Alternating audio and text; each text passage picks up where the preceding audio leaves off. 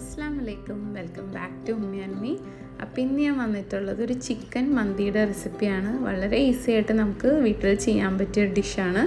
അപ്പോൾ നമുക്കിത് എങ്ങനെ ചെയ്യാമെന്ന് കണ്ടു നോക്കാം. മന്തി ഉണ്ടാക്കാൻ ഞാൻ യൂസ് ചെയ്ത അരി ബസ്മതി റൈസാണ്. ഇന്ത്യ ഗേറ്റിൻ്റെ സെല്ല റൈസാണ് ഏറ്റവും നല്ലത്. അതില്ലെങ്കിൽ നമുക്ക് ബസ്മതി റൈസാലും യൂസ് ചെയ്യാം. അപ്പോൾ 3 കപ്പ് അരി ഞാൻ എടുത്തിട്ടുണ്ട്. അത് നന്നായിട്ട് കഴുകിയതിന് ശേഷം കുതിർക്കാൻ വെക്കുക. ഒരു അരമണിക്കൂറെങ്കിലും മിനിമം കുതിർക്കാൻ വെക്കണം. ഇനി നമ്മൾക്ക് വേണ്ടത് ചിക്കനാണ്. ഞാനിപ്പോൾ 1 കിലോ ചിക്കൻ എടുത്തിട്ടുണ്ട്. അത് വലിയ പീസായിട്ട് കട്ട് ചെയ്തിട്ട് ഒന്ന് വരഞ്ഞെടുത്തിട്ടുണ്ട്. മന്തിക്ക് സ്കിന്നോട് കൂടിയുള്ള ചിക്കനാണ് പലരും യൂസ് ചെയ്യുന്നത്. സ്കിൻ ഇഷ്ടമല്ലെങ്കിൽ അത് ഒഴിവാക്കാം.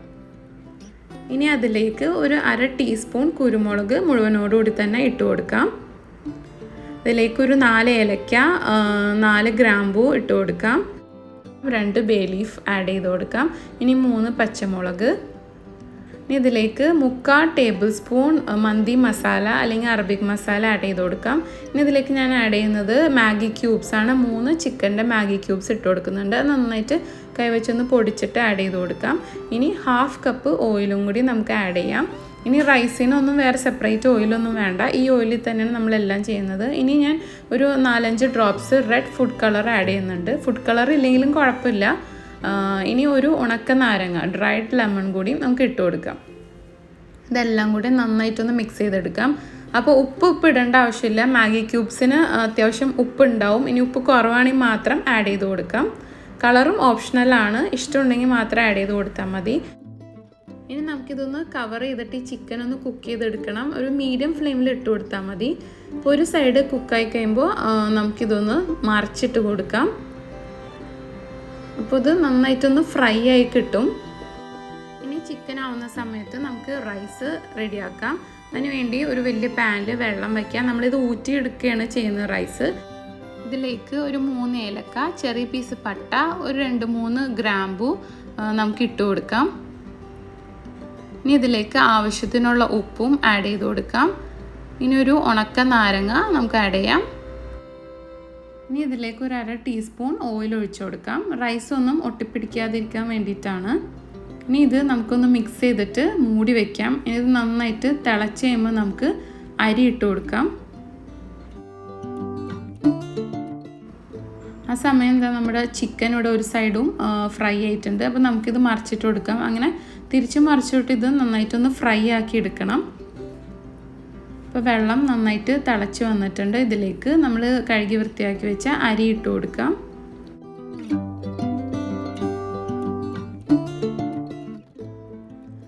ഇനി റൈസ് നമ്മൾ കവർ ചെയ്തൊന്ന് കുക്ക് ചെയ്തെടുക്കാം. ഇതൊരു 90% കുക്കായാൽ മതി. കാരണം അല്ലെങ്കിൽ നമ്മൾ ഇനി ഒന്ന് ദമ്മിട്ട് കഴിയുമ്പോൾ കൂടുതൽ വേവായിപ്പോവും. ഇപ്പോൾ ഇത് ഓൾമോസ്റ്റ് കുക്കായിട്ടുണ്ട്. ഇനി നമുക്കിതൊന്ന് ഊറ്റിയെടുത്ത് മാറ്റി വയ്ക്കാം. അപ്പോൾ നമ്മൾ ഇതിലിട്ടിരിക്കുന്ന ഗ്രാമ്പൂ ഏലക്കയൊക്കെ എടുത്ത് മാറ്റാം. അതുണ്ടെങ്കിൽ ഇടയ്ക്ക് ഇങ്ങനെ കടിക്കാൻ കിട്ടുമ്പോൾ ഒരു ഡിസ്റ്റർബൻസ് ആവും. അപ്പോൾ നമ്മളത് എടുത്ത് മാറ്റാം. ചിക്കൻ ഇപ്പോൾ നല്ല കുക്കായി നല്ല ഫ്രൈ ആയി വന്നിട്ടുണ്ട്. ഇനി നമുക്ക് നേരത്തെ സ്ട്രെയിൻ ചെയ്ത് വെച്ച റൈസ് ഇതിലേക്ക് ഇട്ട് കൊടുക്കാം.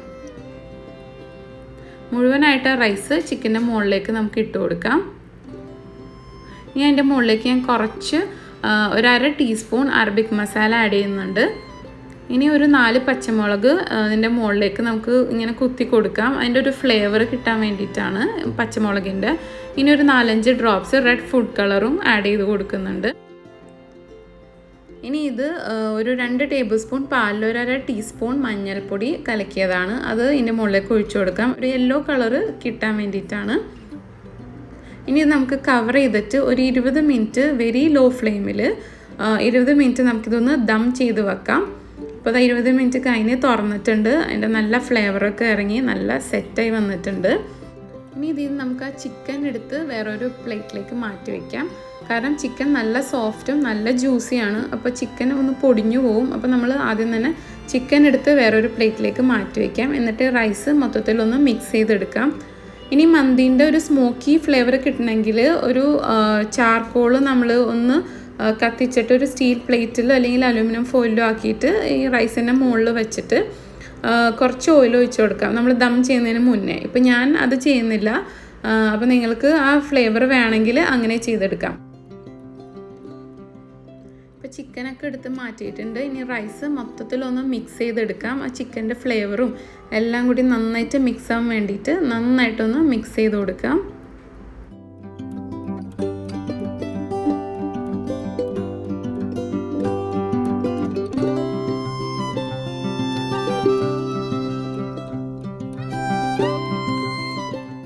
ഇതാ നമ്മുടെ ടേസ്റ്റി ആയിട്ടുള്ള ഈസി ആയിട്ടുള്ള മന്തി ഇവിടെ റെഡി ആയിട്ടുണ്ട്.